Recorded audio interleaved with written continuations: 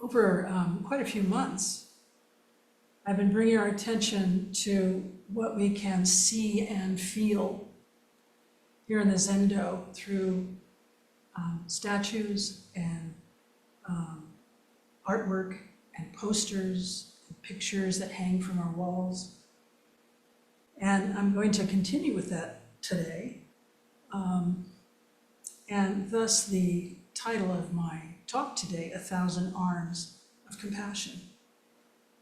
And as we know, Buddhism strongly emphasizes our eternal interconnectedness and our non-separation from all that exists, the entire universe, of course. And our meditation practice supports the realization of this important Buddhist reality. And in Zen, so very important is our actualization of connectedness, how we walk in our lives, how we interact with and support all beings and all existences, our actions. And we read and we hear often and have a growing understanding of how we might fit into this web of interrelatedness. And on a fundamental level, as practicing Mahayana Buddhists, as we are, it's our responsibility, it's our Bodhisattva vow, a responsibility to forego the ceasing of this incessant cycle of rebirth upon our own enlightenment, and instead stay here, in this life, in this body, to help alleviate the suffering of all beings. I think most of us can actually feel this responsibility in our bones. We can feel it in our bodies. Feel it as we walk with it and breathe it, and this emphasis on a compassionate, skillful response for the benefit of others. And sometimes I feel I can actually sense and see this commitment in us, all of us. See it in action in any given spontaneous moment, over and over again. And I'm wondering, and I suspect this is true, that we also know in our bodies and our hearts that others are doing the same thing towards us in any given moment. Others are acting out of compassion for our well-being as well. Others think about how we are doing. If we need support, thinking if they might step up, kind of an easy one, if they might step up to help put a heavy item in the car, for instance, or maybe they can feel concern for the burdens we might carry, looking at our stressed faces or teary eyes. And also, they are seeing the joy, maybe in our steps, our laughter, this sympathetic joy that the Buddha taught us about. And maybe they're not saying anything at all. They're just giving us compassion, sending it out, their whole bodies and minds, without even thinking about it. This reciprocity that exists for all of us. And each time I come to the Zendo, as I turn into the parking space in front of this two-story building we're in, I feel both sides of this coin. Truly, I do.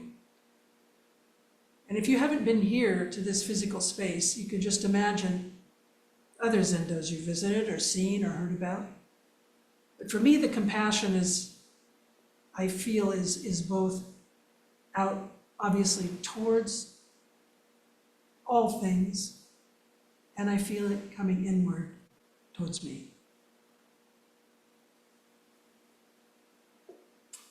So for over 7 years, what you would have seen, maybe, I think 7 years, maybe have to check with Mary Ellen, but what you would have seen as you came to Bodhi Oak Zen Center was a rather large, about 4 feet tall, completely white statue of Avalokiteshvara Bodhisattva, right on the sidewalk to the left of the door, a prominent statue of the one who hears the cries of the world. And Kate, show us that first picture, if you would. This is not our, unfortunately, I don't have a picture of our white-robed bodhisattva sitting outside, but you can imagine it was very much something like this, about 4 feet tall. Avalokiteshvara, Chinese Kuan Yin, in Japanese Kannon or Kanzeon, sitting on top of a lotus blossom. And she would have greeted you. And if you know about bodhisattvas in general, and this one specifically, you know that upon enlightenment, she chose to forego nirvana and the ceasing of rebirth and suffering, and stay here in this physical world to bring comfort and support to others who are suffering. So today's talk, 1,000 Arms of Compassion, is a reference to Avalokiteshvara Bodhisattva. Thank you, Kate. So before we even enter the Zenda, we could feel this Bodhisattva reaching out to us, looking out for us. And you've noticed, no doubt, that I speak of this statue in the past tense. Some months ago, someone took her. And my thought at the time was that I just hope they knew what a wonderful source of compassion they had in their very midst. Mary Allen's response when I told her, first was, it was bound to happen. And then, secondly, she said, may whoever has it have the compassion that Avalokiteshvara promises. This bodhisattva is powerful. And just really quickly, I'd like to remind you the story of how she got her 1,000 arms, since that was my title. And if you could just show the next picture, Kate, of a 1,000-armed kannon. This is a Japanese wooden statue. And you can see here in each hand, she actually has some combination of 42 arms. And each arm in each hand has a different object. There are weapons, you see an axe to cut away danger. There's a scroll representing a Lotus Sutra. There's a Dharma wheel, a vase, a jewel, a lotus, and so on. And the story goes that Avalokiteshvara Bodhisattva wished to end the cycle of suffering for all of the world, but had only 2 hands, and became very overwhelmed and defeated. And her head split in 2. Or, another story, she was shattered into 1,000 pieces. Amitabha, the Buddha of boundless light, came down from Pure Land, the story goes, and felt deeply for him, her for us. And he turned all of these 1,000 pieces into 1,000 arms, all equipped with tools to relieve suffering. He also gave her 11 heads so that she could see in all directions. In fact, hearing the cries of the world and meeting them with compassion and relief requires many tools, including patience and perseverance. And so she became better equipped to listen and skillfully act, offering just the right tool for the situation. And each symbol reminds us of the powers and the compassion, not only of Kannon, Avalokiteshvara, but of Buddhism itself. They are visual representations of the teachings of Buddhism. Enlightened Buddhism, enlightened compassion, it turns out. Both have a face and a name. Avalokiteshvara Bodhisattva, or as we know her in Zen, Kannon. Thank you, Kate. So this was the statue, the white-robed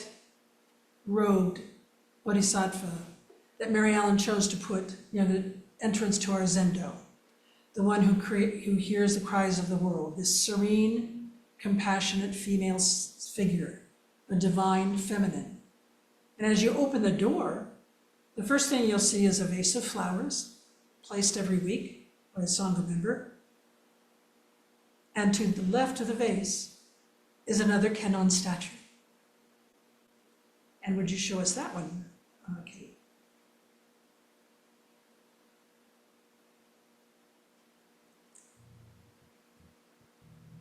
This particular depiction of Kennon, and in Japan, there are said to be, considered to be 33 of the female Kennon Bodhisattva. But here she shows up with this bending willow branch that you can't see very well here, but in her right hand, and a vase that she's holding in the palm of her left. She, of course, stands on the top of a lotus flower, signifying her rise out of the mud to enlightenment. And in fact, this particular depiction is called the willow branch Kennon. The willow branch was an important Chinese symbol of Buddhist virtue, and it's well known for its pliancy, its ability to bend, even in the most fierce storms and winds, and to spring back into shape again. Resiliency, strength. And in fact, the weeping willow tree symbolizes the compassionate concern for the ills of this world, which are exemplified in the Mahayana teachings of Buddhism, and very importantly in the Lotus Sutra. The vase in her left hand is a very common object for her to hold, and very important, as it contains pure water, the divine nectar of life, used to relieve suffering. So, when you enter the Zendo, bring awareness to what this particular Kennon Bodhisattva can bring to you. How can the willow branch Kennon meet your needs and support you at this time? Thank you, Kate. So as we make a turn further into the foyer in the Zendo, taking off our shoes, if we take a moment just to look up, straight up, hanging on the wall in front of us, next to the door, the entrance rather, to the Zendo itself, we have another Kennon, number 3. Kate?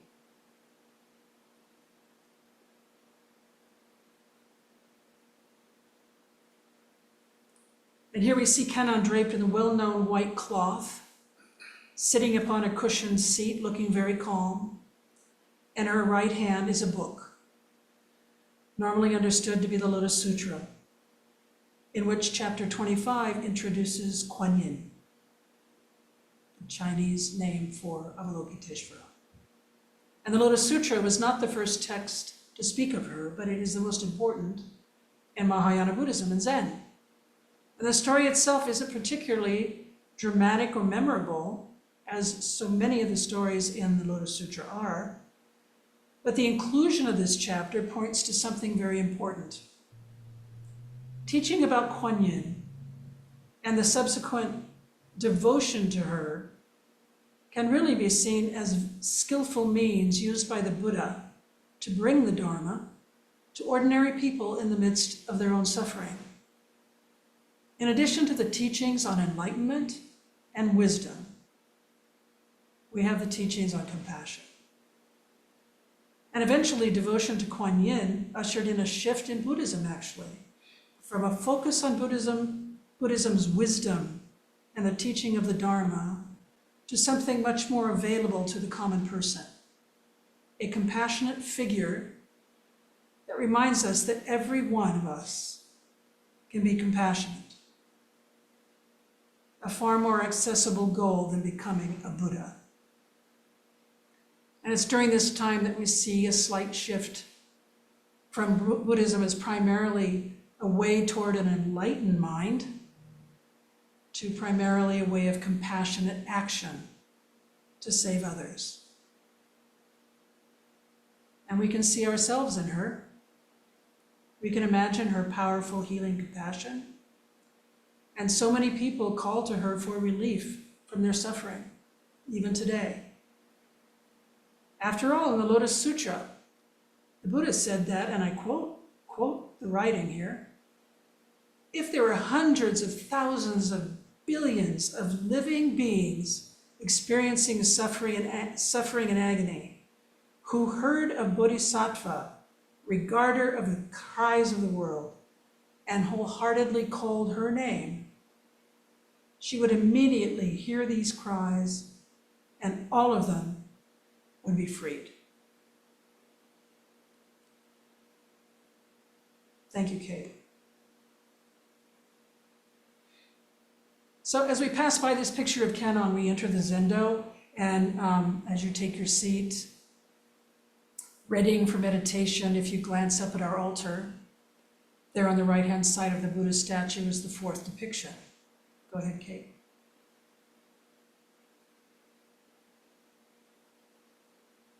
And in her right hand is a wish-fulfilling jewel. You can hardly see it, but she has it between her thumb and her index finger, called a wish-fulfilling jewel. And explaining this jewel, the Buddha said, within your own mind, you already have what you need to succeed. The ability to put others ahead of yourself. This is called virtue, the wish-fulfilling jewel. End quote. In her left hand, she cradles a scepter. And in Chinese, this symbolizes power and good fortune. But in Zen, if you could see it more closely, it resembles a teacher's scepter, which is gifted by one's own teacher after having received transmission of the Dharma. Both objects remind us of our own bodhisattva vows, to awaken with all beings and to free ourselves of delusions through the teachings and through our practice. Thank you, Kate. So every time we approach and come into the Zendo, we are graced by three different depictions of Avalokiteshvara, Kuan Yin, Kannon.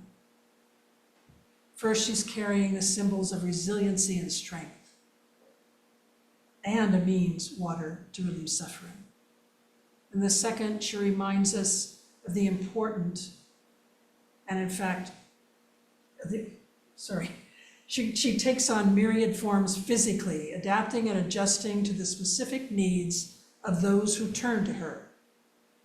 But she is also a model for how we ourselves can be bodhisattvas for others.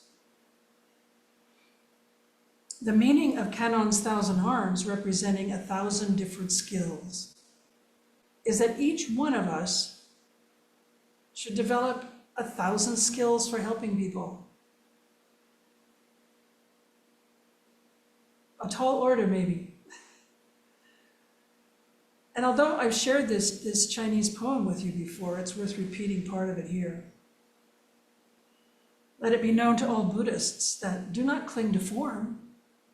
The bodhisattva is you, not the picture of the image. Many people around the world are devoted to Kuan Yin, Kannon. Very popular, probably the most popular object devotion in Japan today, other than the Buddha.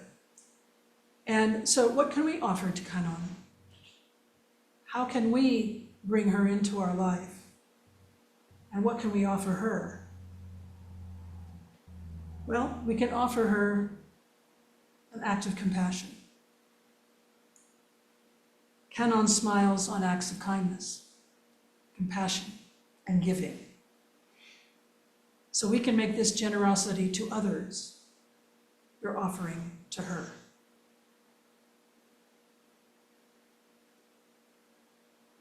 The Bodhisattva is you, not the picture of the image.